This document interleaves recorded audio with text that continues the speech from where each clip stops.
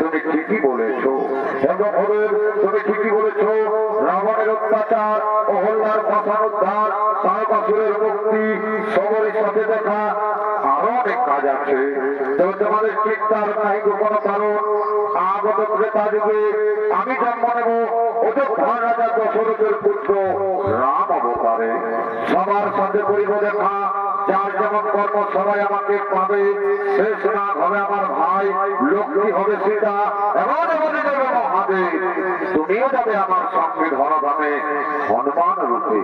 এবং ব্রহ্মদেব তুমি এমন ভাবে সৃষ্টি করবে প্রত্যেক দেবতার সন্তান যায় ধরাধামে আমার এই কর্মে আমাকে সাহায্য করার জন্য। তাই ব্রহ্মদেব বলছে, ঠিক আছে নারায়ণ, ঠিক আছে নারায়ণ, তোমার কথাই ছিল ধার্য, তোমার কথা মতো সমস্ত বিধাত আমি সৃষ্টি করবো। তাই চলো আমরা এখন নিজে নিজে করিব।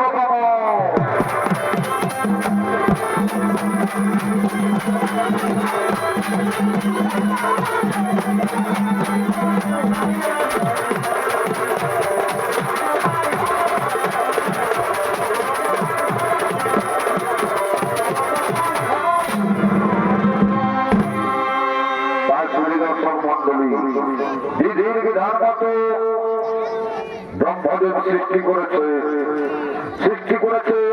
প্রত্যেক দেবতার সন্তান ধরাধামে জন্মগ্রহণ করেছে। যেমন ব্রহ্মার পুত্র জন্মগ্রহণ করেছে, বিশ্বকর্মার পুত্র জন্মগ্রহণ করেছে নলনী। তাই সে নলনীর জন্ম বিবরণের কথাই বলার মাধ্যমে তুলে ধরতে চলেছি। তাই বিশ্বকর্মা নিজের রাজপ্রাসাদের দিকে আগমন করছে।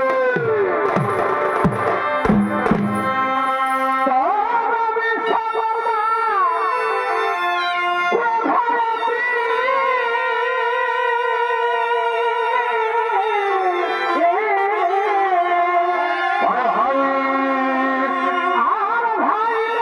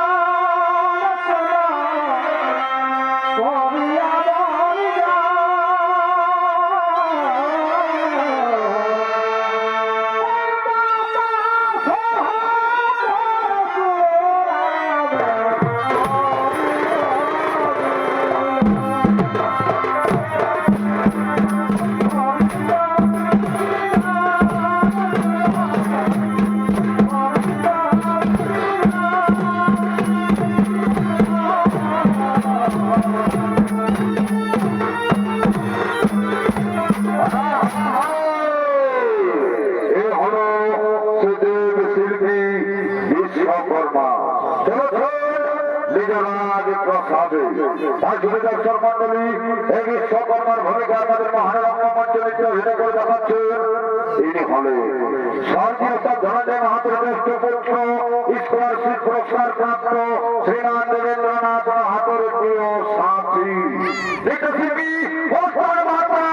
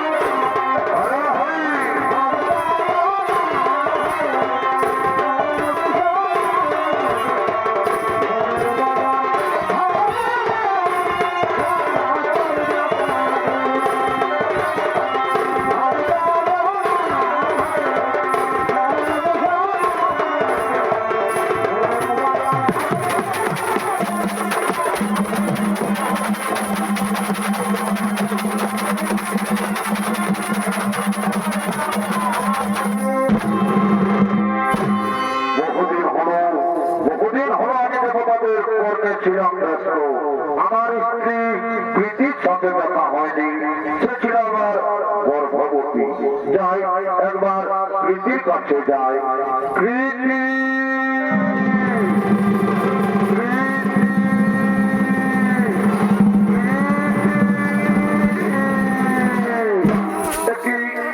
স্বামী, তুমি কৃতি কৃতি বলে কেন ডাকছো স্বামী? তোমার কি হয়েছে স্বামী? প্রীতি তুমি ভালো আছো? প্রীতি তুমি ভালো আছো? স্বামী আমি ভালো আছি। এই দেখো আমাদের দুই সন্তান জন্মগ্রহণ করেছে। দাও দাও প্রীতি দাও, আমার সন্তানকে আমার কোলে দাও। এই নাও স্বামী, এই নাও। কিন্তু কি এই যে বানরের মতো দেখতে পেছনে এ কি আমার সন্তান? জানে না এ আমার সন্তান হতে পারে না। বলো প্রীতি এই সন্তান কার সন্তানকে তুমি নিয়ে এসেছো? স্বামী স্বামী এই সন্তান তোমারই সন্তান, এই সন্তান তোমারও আমার সন্তান। বিশ্বাস হয় না আমার, বিশ্বাস হয় না আমার। আমি শিল্পী বিশ্বকর্মা, আমি শিল্পী বিশ্বকর্মা। আর আমার সন্তান হবে বানরের মতো পেছনে হতে পারে না। তুমি কম কিনি, তুমি যদি জানি তুমি কম কিনি।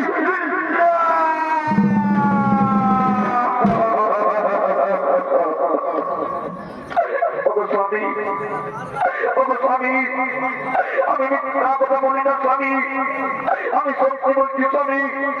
এই সন্তান তোমারও আমার সন্তান হতে পারে না, হতে পারে না। সন্তান আমার হতে পারে না। কোথায় মন্ত্রী সেনাপতি, কোথায় মন্ত্রী সেনাপতি?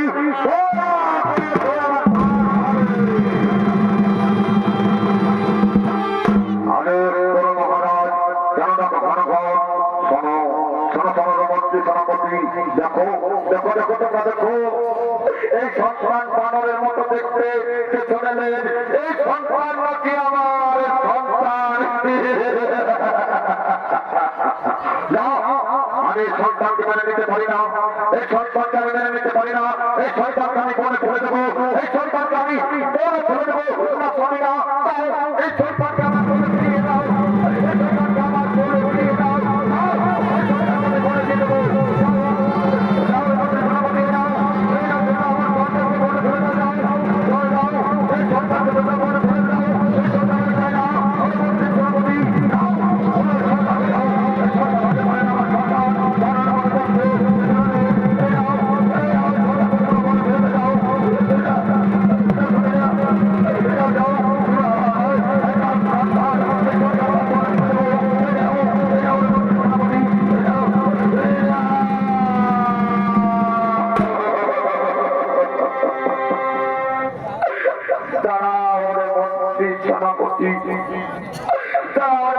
সেনাপতি এই সন্তান আমার সন্তান, এই সন্তান আমার সন্তান। এই সন্তানকে আমার কোলে ফিরিয়ে দাও। তোমরা তোমরা সন্তানকে আমার কোলে ফিরিয়ে কথা বলছেন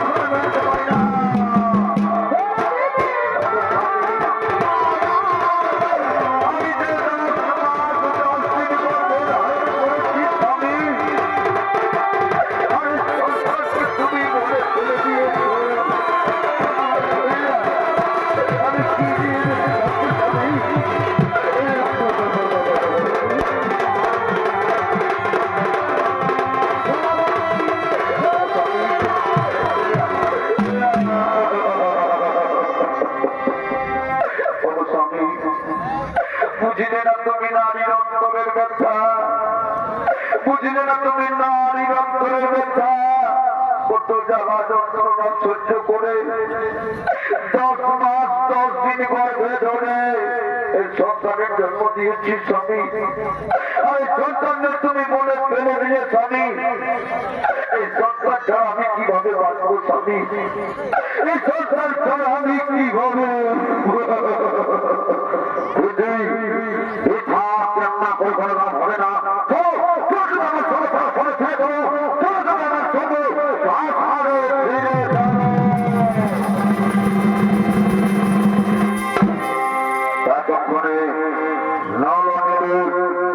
মনের মধ্যে ধীরে ধীরে বিশ্বকর্মা, তারা ধীরে ধীরে মনের মধ্যে মনি ঋষিদের আশ্রয়ে বড় হতে থাকে। এবং এদিকে সর্বধাম সমস্ত দেবতাগণ করিতেছেন আগমন।